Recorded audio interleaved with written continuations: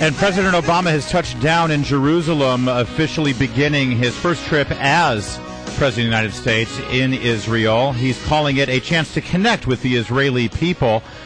Behind the scenes, administration officials are referring to this as a charm offensive to improve his image in Israel, and boy, can he use it. There was a time, August of 2009, when only 4% of the Israeli people thought the Obama administration was more pro-Israel than pro-Palestinian. That number is now up to 26%, possibly based on some of the pro-Israel rhetoric we heard from the president during his re-election campaign.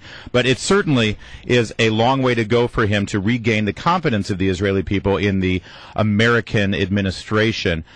Joining us now, Caroline Glick. She's the senior contributing editor of the Jerusalem Post. Caroline, thank you so much for joining us this morning. Are the expectations just so low for President Obama at this point that he can he has no choice but to do well?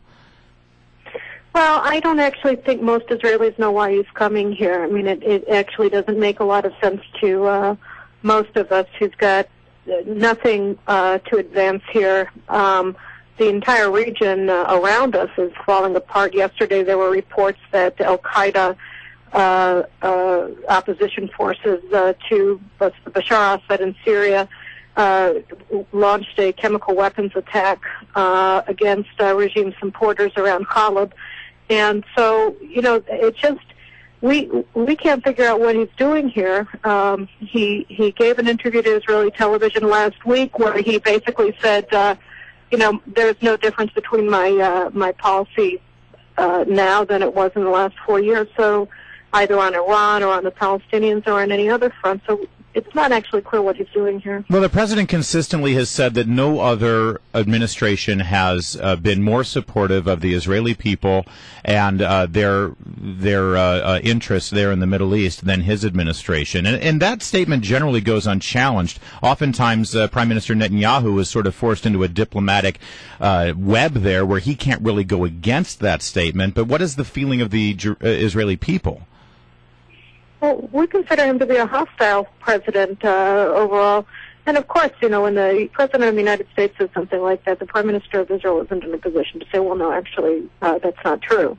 In fact, the President is always in a position to force or put the Israeli leadership on the spot to talk about how wonderful he is to Israel. And he did that repeatedly in the lead-up to the 2012 election. But, you know, the Israeli public isn't buying it. And also, I mean, he's like, it's like he's trying to sell us the same used car again with the whole nonsense about the Palestinians and a peace process, which has been defunct for the past 13 years. So, I mean, everybody's sort of scratching their heads. In Egypt, the entire country, 80 million people, is in a hell in a handbasket. They are, you know, you're having closures of the Suez Canal to international shipping almost on a regular basis because of the rioting in the port city of Suez. I mean, this is just insane. These are among the Americans' most important strategic interests in the Middle East, and they're all under fire in Syria and Iran and Egypt. And the U.S. president is coming here to try to force Israel to make concessions in Jerusalem and in Judea and Samaria to Palestinian terrorists who are burning Obama in effigy and burning U.S. flags ahead of his visit. It doesn't make a lot of sense. Now, normally when a president comes to visit, there's a speech given before legislative leaders there in Israel. That's not going to happen this time. In fact, he's going to meet with students. Isn't that a bit unusual? Well, it's unusual, and it's also a slight to Israel's democratic representatives. I mean, in a way, it's sort of reminiscent of his decision to bypass the Egyptian parliament, the non-democratic Egyptian parliament, in his 2009 visit to Egypt, and to opt instead to speak at Al-Azhar University in Cairo, or Cairo University, before an audience of Muslim Brotherhood Islamic fanatics. And you know, here he's not meeting with the elected representatives of Israel. He's snubbing them essentially, and he's meeting with and he's speaking to an audience of university students who are, as in the United States, university audiences are grossly overrepresentative of the radical left. But he will have time. You know, there have been a whole slew of newspaper articles here and abroad saying that essentially his goal is to empower the unelectable, incredibly radical left in Israel to put pressure on the Israeli government for whatever concessions he wants it to make to the PLO. But as you mentioned, he is going to have time to visit with Palestinian President Mahmoud Abbas. Well, yes, and Prime Minister Salam Fayyad, the latter, has called for, it's interesting, he's going to be going to the Israel Museum and looking at the Dead Sea Scrolls, which are the earliest known versions of the Hebrew Bible from the time of Jesus. And, last year, those Dead Sea Scrolls were brought to Toronto to be displayed at one of the museums there. And Salam Fayyad, the supposedly moderate Palestinian prime minister, demanded that Canadian Prime Minister Harper seize the Dead Sea Scrolls and give them to the Palestinians, because he claimed that the Hebrew Bible is actually the property of the PLO. And these are and last week Mahmoud Abbas, a supposedly moderate Palestinian president, who's, by the way, his democratically elected term of office ended in January 2009, he gave an interview to Russian television where he said that there's no difference between Fatah, the supposedly moderate Fatah that the U.S. government is giving $500 million in aid to every year, and Hamas.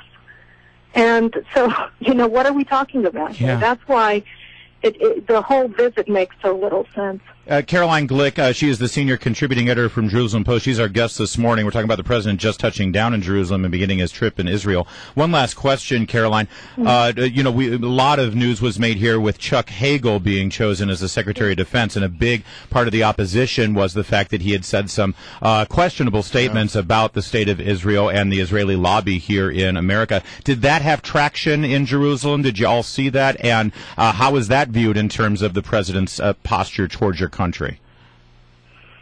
It's a hostile act. I mean, when Chuck Hagel was in the Senate, he was widely known as the most anti-Israel U.S. senator in the Republican Party, and really he made a name for himself as being the most outspoken critic of the U.S.-Israel alliance in the U.S. Senate during the 12 years that he served there. So, this is not something that you do if you want to adopt a friendly posture towards Israel.